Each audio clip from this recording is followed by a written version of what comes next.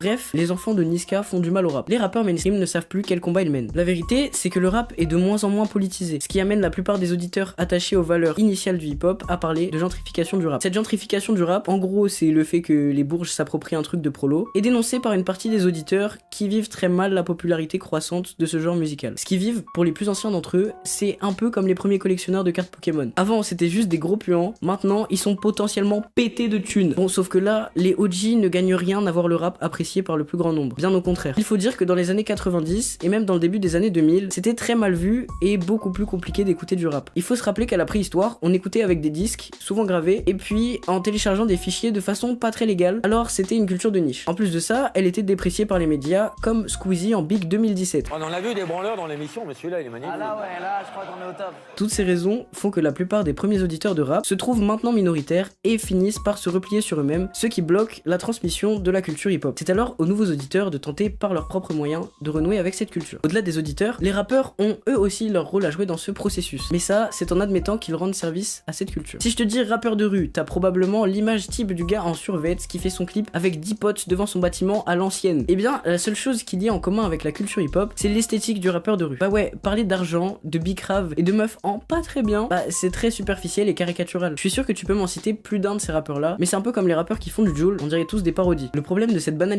de la violence, c'est qu'on oublie que le hip-hop ne prône initialement pas la violence, mais qu'il y réagit, et que détester la police, c'était un combat contre l'oppression raciale, pas une mode.